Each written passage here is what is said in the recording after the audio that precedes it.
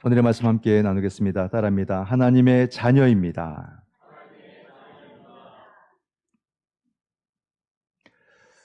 본문이 많이 본 본문 같죠? 어, 지난 주일부터 해서 주중 내내 예배가 있었고, 그래서 우리 요한복음 1장을 우리 신년 저녁 집회 때 보았습니다. 그래서 주일 준비까지 다른 본문으로 하기에는 부담스럽고, 우리가 묵상했던, 제가 한 주 동안 계속 묵상했던 본문에서 다시 주일 말씀을 더 함께 묵상하자는 그런 마음으로 우리가 이 본문을 선택을 했습니다. 그래서 신년 집회의 은혜가 계속 더 이어지기를 바라는 그런 마음, 또 우리가 계속 묵상해 온 것을 좀 더 묵상하면은 그 묵상의 깊이를 더 할 수 있기 때문에 좋겠다. 저로서는 또 다른 본문으로 이렇게 마음을 두면은 요한복음을 하면서 또 다른 것을 준비해야 되기 때문에 마음을 두 개로 나누어야 되거든요, 생각을. 네, 요한복음으로서 신년 저녁 집회도 같이 준비하고 주일도 준비하니까 좀 더 마음을 모으는데 집중하는 데는 도움이 되고자 해서 그렇게 본문을 삼았습니다. 오늘은 우리 집사님이 제 설교의 순서대로 기도해 주신 것 같은데 신년 주일입니다. 2025년 첫 주일 예배를 하나님께 드리게 되어서 참 뜻깊고 새로운 마음을 좀 다짐하게 되는 그런 시간인데, 더더욱 우리가 뜻깊은 것은 햇수로 올해가 벌써 50주년이 됐습니다. 참 귀하다, 너무 감사하다 이런 생각이 듭니다. 50이라는 숫자를 생각해 보게 되면요, 한 개인으로서는 이제 사회 정착을 하고 가장 이제 왕성하게 활동하고 있을 그런 시기다는 생각이 듭니다. 굉장히 열심히 일을 하는 그런 시기죠. 그 공동체로 본다면 이제 50년이라는 것은 전통을 이제 쌓고 출발할 수 있는 그런 바탕을 마련했다, 이렇게 볼 수가 있습니다. 전통은 길게 가는 것이거든요. 그 긴 시간 속에서 50년은 긴 게 아닙니다. 이제 출발할 수 있는 이제 자격을 얻었다, 이렇게 볼 수 있겠다는 생각이 들어요. 그러니까 우리 가능제일교회는 이 지역에서 이제 전통 있는 교회로서의 면모를 갖추어 갈 그런 책임이 우리에게 주어졌다는 생각을 합니다. 지금까지도 길어 보이지만 앞으로 가야 될 시간이 우리가 멀리 봐야 되기 때문에 정말 전통 있는 교회, 이 지역의 개혁교회로서 정말로 우리의 할 본분을 다하면서 이 지역의 영적인 책임을 질 수 있는 그런 교회로 우리가 세워가는 것이 반드시 필요하다는 생각을 하고요. 이를 위해서는 영적인 책임감을 우리 모두가 함께 다 같이 가져야 되겠고, 또 거기에 걸맞는 성숙함과 인격도 우리가 함께 갖추어 가는 것, 그것이 필요하다는 생각이 듭니다. 이제 이 50년이 되니까 이제 우리가 뭐 마침표를 찍는 게 아니에요. 이제 시작 아니겠습니까? 그러니까 새로운 시작이 출발한다, 이렇게 우리가 보게 된다면은 우리가 이 시간에 새 믿음으로서 우리를 새롭게 하는 것이 반드시 필요하고 새로운 결단이 필요하다. 그러기 위해서 다른 것이 아닙니다. 우리에게는 기도와 말씀으로 철저하게 무장되고 다시 우리가 예배 공동체로서의 그 정체성을 더 분명하게, 더 진하게 가지는 것이 필요해요. 왜냐하면 우리가 하는 사역은 정해져 있어요. 매년 다른 사업이 들어오는 게 아닙니다. 우리가 하는 것은 복음 선교와 섬김의 사역입니다. 이것을 우리가 온전히 해가기 위해서 우리는 각자는 기도와 말씀으로, 우리 공동체는 예배로서 단단히 무장이 되어야 우리가 이 복음 전도와 이 섬김의 사역들을 더 힘차게 우리가 해 나가고 이 지역 가운데서 정말로 덕이 되고 도움이 되는, 또는 그 생명의 놀라운 구원의 역사를 이루어가는 그런 공동체로서의 모습을 갖게 된다는 겁니다. 그래서 거저 온 거 아니고 또 앞으로도 거저 갈 거 아니다는 생각을 우리가 해야 되고요. 우리가 앞서 섬겨왔던 그 엄청난 우리 믿음의 선배들의 그 수고, 헌신, 그 헌신 위에 우리가 서 있지 않습니까? 그래서 오늘 우리가 다시 그것을 이어받아야 될 그런 세대이고, 또 오늘 2부 예배 때는 우리 자녀들이 함께 예배를 드릴 텐데 이제 우리가 지나가면 또 그들이 이어받아야 되는 이런 역사를 우리가 잘 이어가는 게 굉장히 중요하다. 그러니까 나 한 사람 이렇게 생각하지 말고 우리 한 사람 한 사람이 얼마나 소중하고 각자가 자기 역할들을 해내는 것이 정말로 소중하다는 생각을 해야 됩니다. 그래서 자기가 자꾸 게을러지면은 정말로 우리 스스로를 이렇게 다시 새롭게 함으로써 하나님 앞에 온전한 우리 찬양도 해주셨지만 교회로 자신을 세워나가는 그런 일들을 우리 앞으로 모두가 함께 잘 해나갈 수 있기를 주님의 이름으로 축원을 드립니다. 아멘. 같이 해야 됩니다. 함께 해야 됩니다. 충분히 할 수 있다. 성령께서 우리를 도와주신다고 믿습니다. 오늘의 말씀을 통해서 다시 우리는 우리의 믿음을 새롭게 다짐해 보고자 합니다.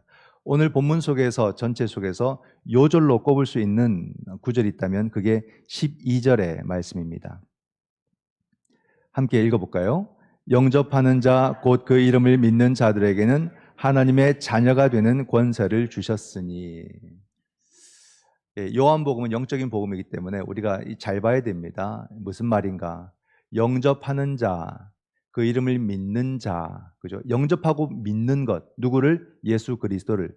예수님을 나의 하나님으로 영접하고 믿으면 하나님의 자녀가 되는 권세를 주셨다. 이렇게 말합니다.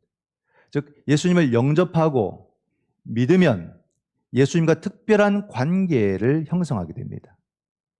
우리가 삶을 살면서 특별한 관계가 형성되는 것은 어떤 경우가 있겠습니까? 뭐 여러 가지가 있겠지만은 가장 특별한 것은 부부가 되는 것, 그죠? 남자와 여자가 만나서 이제 그 남자를 남편으로 여자를 아내로 받아들임으로써 이제는 부부가 되면 가정을 이루게 되고 그 가정을 통해서 이제는 부모와 자녀의 특별한 또 관계가 자연스럽게 형성이 되고, 그죠? 그렇기 때문에 부부의 관계를 맺는 것은 굉장히 중요한 특별한 관계다. 또는 스승과 제자의 관계도 굉장히 중요합니다. 저도 저희 스승님과 뭐 거의 한 35년을 해오고 있으니까 단순히 그냥 선생과 제자 이게 아니라 스승과 제자의 관계를 잘 맺어와서 지금도 앞으로도 계속 함께 해 나가는, 왜냐하면 그 사역이 너무 귀하고 정말로 소중하고 많은 경험을 통해서 얼마나 그것이 중요한가를 깨달았기 때문에 앞으로도 함께 하고자 하는 그런 게 있는 거죠. 이런 특별한 관계, 즉 예수 그리스도와 우리가 특별한 관계를 맺게 될 때에 우리가 하나님의 자녀가 되는 권세를 주셨다. 이렇게 말씀을 해주고 있습니다. 이 말씀 하나하나를 풀어가는 것이 참 신기하고 은혜가 된다는 생각이 드는데요. 오늘 말씀은 특별한 세 가지 주제를 이렇게 하나씩 찾아보려고 합니다. 그 첫 번째가 바로 이 하나님의 자녀라는 것인데, 하나님의 자녀는 무엇일까? 하나님의 자녀란 무엇을 말하는 것일까? 하나님의 자녀로 사는 것을 말하는 거예요. 사는 것. 부모 밑에서 자녀로 사는 것, 그걸 말하는 겁니다. 우리는 하나님의 자녀로 살고 있느냐, 살아내느냐, 그게 참 중요하죠. 부모와 자녀의 관계를 한번 생각해 보십시오. 요즘 젊은 부모님들 보면은 저기 뭐 유아실에도 있고 2부 때도 많이들 오실 텐데 자녀를 향한 그 돌봄이 지극정성이에요. 옛 어르신들 보면 지나치다 이럴 정도로. 근데 너무너무 잘해요. 야, 우리도 저렇게 돌봄을 받았으면 생각하지만은 그건 과욕입니다. 오늘날에는 아내와 남편이 딱 그 부모로서의 자기 역할들을 딱 함께 공유하고 자녀를 돌보고 얼마나 잘하는지 몰라요. 정말 잘합니다. 근데 옛 우리들의 부모는 여러분 우리가 원망할 수가 없어요. 너무 힘든 시기를 살았잖아요. 너무 없는 시대를 살았어요. 그리고 당신들은 막 그렇게 열심히 배울 수 있는 그런 시대도 아니었어요. 소수만 허락된 것이었지 대부분은 뭐 일제시를 경험한 분도 있고 한국 전쟁을 경험한 부분이 대부분이고, 그리고 완전 폐허가 된 도시 속에서 이것을 다시 세워가면서 그냥 내 자녀들을 살릴 수 있을까 막 그 생각만 하는 거 아니겠습니까? 그러다 보니까 막 모든 것을 그런 쪽에 영향을 기울이다 보니까 자녀들에게 뭐 따뜻하게 한다거나 많은 기회를 제공한다거나 풍성하게 뭐 제공한다거나 이런 게 잘 안 되는 거죠. 그러나 마음은 저는 같다고 봐요. 뭐 지금 잘하고 있는 부모들이나 그때 정말 나름의 최선을 다했지만은 자녀들에게 더 많은 것을 해주지 못했던 그런 부모들도 지금도 내가 잘해준다기보다는 더 못해줘서 미안하고 늘 자녀들에게는 아쉬운 마음이 부모들에게는 있지 않는가 그런 생각이 듭니다. 끊임없이 뭔가를 주고 싶은 마음, 그죠? 뭐 온전히 그에게 더 많은 기회를 제공해 싶은 그런 마음이 모든 부모들에게 있지 않는가. 그렇기 때문에 이 땅에서 하나님과 우리의 관계를 생각해 볼 수 있는 가장 비슷한 것은 바로 이 부모와 자녀와의 관계라고 말할 수가 있을 겁니다. 우리가 하나님의 자녀로 산다는 것은 내가 내 부모 밑에서 자라는 것처럼 그런 거죠. 나는 나의 부모 밑에서 자라왔고 지금 내 자녀들은 나를 부모로 여기고 살아가고 그들은 나의 영향을 받게 되는 겁니다. 내가 가진 것에 영향을 받고 내가 배운 것에 영향을 받고 내가 경험한 것에 영향을 받고 내 신앙의 영향을 받으면서 그들은 성장해 가겠죠. 그러면 부모로서 바라는 것은 뭐 특별하게 이 아이들이 막 고마워하는 것은 바라지는 않고 그냥 행복했다. 내 부모 밑에서 자라는 것에 대해서 행복했다. 좀 좋은 기억이 많았다. 추억이 많았다. 이렇게만 생각해줘도 저는 감지덕지일 것 같아요. 뭐 더 많은 기회를 제공해 줄 수는 없지만은 그래도 아빠 엄마 밑에서 자라는 그 아이들이 그래도 행복했다. 그래도 힘들지 않았다. 이런 생각 정도만 해줘도 참 고맙겠다는 생각을 합니다. 그래서 아이들과 늘 딴 건 더 줄 게 없으니까 소통을 자꾸 하려고 하는 거죠. 대화도 하고 소통도 하고 나누고 그런 생각. 그거 소통을 하기 위해서 좋은 하나의 방법이요. 어디 갈 때 데려다 주는 거예요. 차 안에 둘이 갇히잖아요. 대화하기가 참 좋습니다. 그럼 이제 가는 동안 대화를 하는 거죠. 예, 그런 경우들이 많이 있었고, 그래서 그럴 때를 최대한 많이 활용을 하고 하면서 이렇게 생각을 서로 나누는 시간들을 자꾸 가지려고 많이 했습니다. 그래도 충분하진 못하죠. 그러면서 오늘 말씀을 통해서 하나님의 자녀가 된다. 이거는 비교할 수 없는 겁니다. 우리는 자기 한계 속에서 늘 아쉬움과 부족함 속에서 자녀를 대하지만 우리가 하나님의 자녀가 된다는 것은 하나님의 모든 것을 받아 누린다는 거고 그러므로 이 땅을 충만하게 살아간다는 거예요. 우리가 그것을 온전히 누리지 못해서 그렇지 하나님은 하나님의 모든 걸 우리에게 공급해 주시고 아들까지 주시는 분이신데 어떤 은혜를 우리에게 안 주시겠습니까? 그래서 우리가 하나님께로부터 받아서 충만함을 누리고 살아간다. 이걸 또 우리가 또 성령 충만이다. 이렇게 표현하기도 합니다. 유대인들은 하나님의 자녀로 살아간다는 것을 어떻게 이해를 했냐면 율법을 열심히 행하고 준수하는 것으로 이해를 했습니다. 왜냐하면 그 율법도 하나님이 주신 계명이니까 우리가 하나님의 자녀라면 그 계명을 열심히 지키는 것이 하나님의 자녀로서 살아가는 것이다. 그렇게 이해를 했던 사람들이고 그렇기 때문에 유대인들의 삶의 모습을 보면요. 굉장히 뭔가 공부를 열심히 하는 사람처럼 보이는 거죠. 모범생처럼. 유대인들은 그렇게 살아가는 겁니다. 물론 그것이 나중에 율법주의가 되어가지고 타락한 모습이 되었지만은 그렇게 열심히 살아가는 모습 때문에 유대인들은 지금도 어디 가도 뒤지지 않는 그런 머리, 그런 삶을 갖고 있는 사람들이죠. 근데 초대교회의 성도들을 보게 되면요. 또 달라요. 그들은 율법은 예수 그리스도에게서 완성이 되었다. 이렇게 믿는 사람들입니다. 우리가 신년 저녁 집회를 통해서 요한이 예수님을 표현하는 것을 보면 알 수가 있거든요. 태초에 말씀이 계시니라. 예수님을 이미 그렇게 이해를 해버린 거예요. 초대교회 성도들은. 예수님을 창조주요. 태초 전부터 계신 분이시요. 그리고 창조주. 만물이 그로부터 나왔기 때문에. 그리고 생명과 빛이요. 그리고 말씀이다. 즉 율법이라는 것은 모세오경이잖아요. 창세기, 출애굽기, 레위기, 민수기, 신명기. 그러나 예수님은 어떤 분이시라고요? 말씀 그 자체라는 말이에요. 그러므로 모든 율법은 이미 예수님께서 오심으로써 완성이 된 것이다. 그렇게 얘기를 합니다. 그 근거가 어디 있을까? 18절 말씀을 보게 되면 본래 하나님을 본 사람이 없으되 아버지 품속에 있는 독생하신 하나님이 나타내셨느니라. 이 말씀도 잘 해석해야 됩니다. 독생하신 하나님이 나타내셨다는 거예요. 무엇을? 앞에 보면 하나님을 본 사람이 없다. 독생하신 하나님이 이때까지 본 적이 없던 정말로 그 하나님을 나타내셨다. 이 말입니다. 그래서 이 나타내신 분을 독생하신, 즉 독생자, 공동번역은 외아들 이렇게 표현합니다. 예수님을 독생자라고 표현하는 거예요. 외아들이라고 표현하는 거예요. 그 예수님이 우리가 본 적이 없던 하나님을 나타내셨다 이 말입니다. 그러니까 이 예수님이 그의 삶을 보니까 가르치고 고치고 전파하시는 그 공생의 사역을 계속 보다 보니까 이 경험들이 쌓였는데 나중에 그 예수님의 전체 그림에서 뭐가 나타나냐면 하나님의 사랑과 하나님의 긍휼과 하나님의 능력과 하나님의 생명이 나타나 보여졌다 이 말입니다. 이분을 자꾸 경험하니까 우리가 보지 못했던 하나님을 보는 경험을 우리가 했구나. 다른 그 어떤 이름이 아니라 오직 예수 그분만이 하나님이시고 그분이 바로 하나님과 동등된 분임을 모든 그리스도인들이 경험하게 되었다는 겁니다.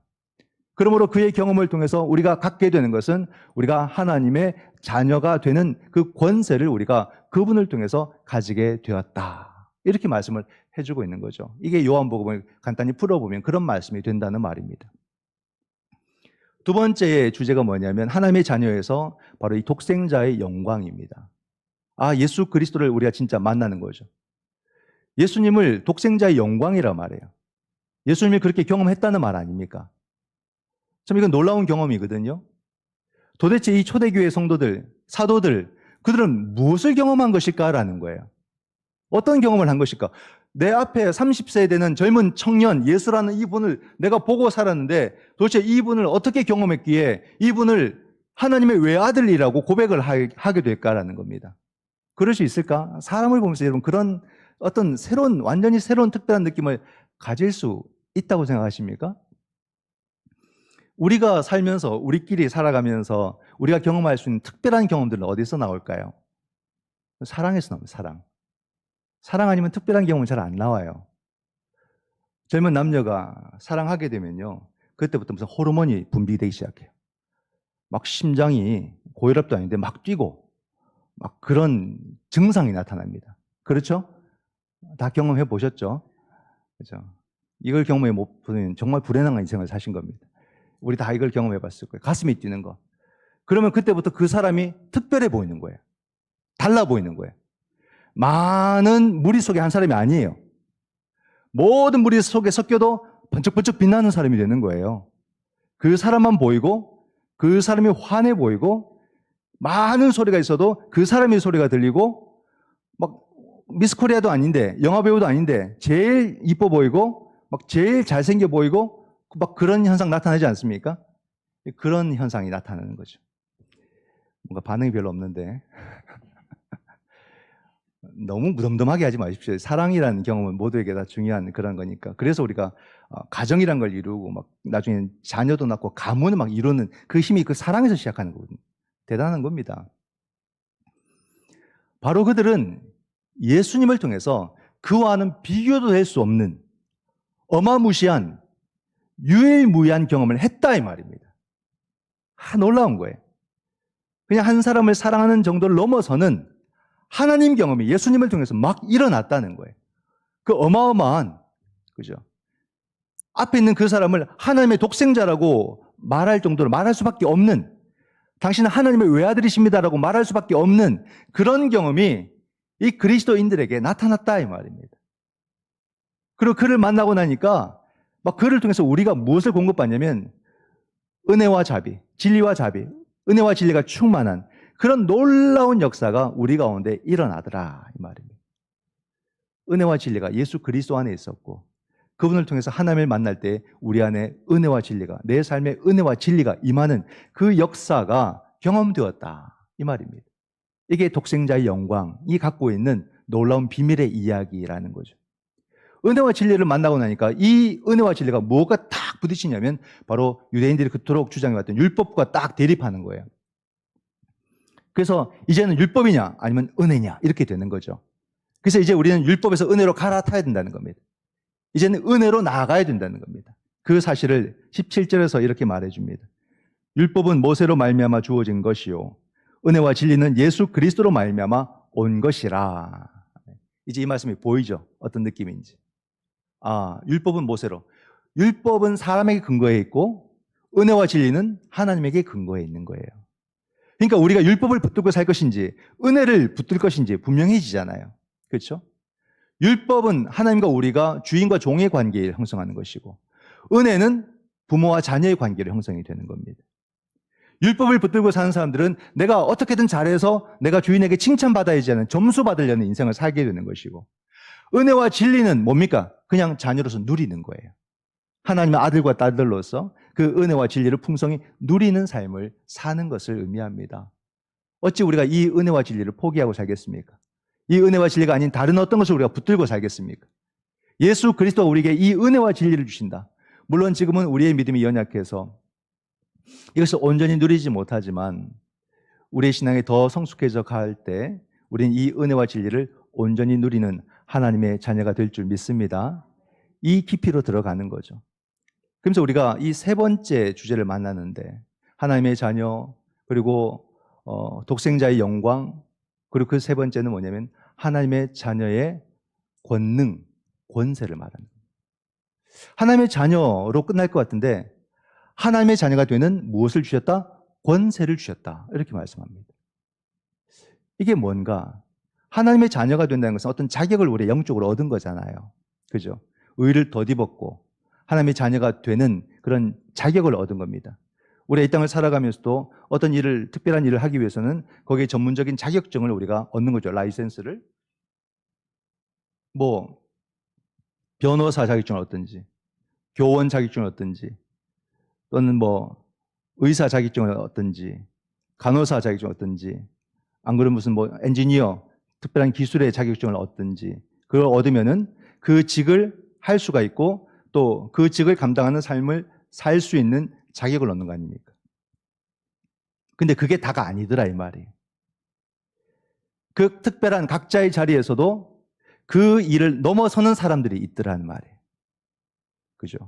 그래서 교사를 넘어서는 스승이 되는 분이 계시고 그리고 일반적인 의사를 넘어서는 명의가 되는 분들이 계시고 일반 엔지니어를 넘어서는 마스터가 되는 그런 분들이 또 계십니다. 이건 능력이거든요. 그냥 자격증만 갖고 자기 일을 하고 밥을 먹고 사는 정도가 아니라 그걸 넘어서는 그 분야에서 그걸 넘어서는 분들이 계십니다. 이게 능력입니다. 우리가 하나님의 자녀라는 자격증만 갖고 사는 것으로도 충분할 것 같은데 오늘 우리에게 어찌 보면 요구되는 것이 그 자녀의 권세, 능력이 우리에게 요구된다. 이렇게 말하고 있다는 말입니다. 이게 뭘 말하는 것일까? 왜 능력이 필요할까? 저는 그 비밀을 저는 탕자의 비유를 생각했어요. 두 아들 다 아버지의 자녀죠. 자격을 다 소유한 사람들이에요. 근데 탕자로 살 수 있더라 이 말입니다. 집 나간 자도 탕자고요. 둘째도요. 집 안에 있는 아들도 안에 있는 탕자일 뿐입니다. 그렇지 않아요? 그죠? 맞아요. 탕자예요. 왜 탕자라고 하냐면 아버지의 자녀로 살지만 아버지와의 관계가 없는 거예요. 아버지를 알아가고 아버지와 함께하는 그 삶을 공유하지 못하고 각자가 그냥 아버지를 떠나 있는 자기 삶을 바깥에서 살고 안에서 살았을 뿐이라는 말입니다. 즉 우리가 하나님과의 관계를 맺어가는 게 능력인 거예요.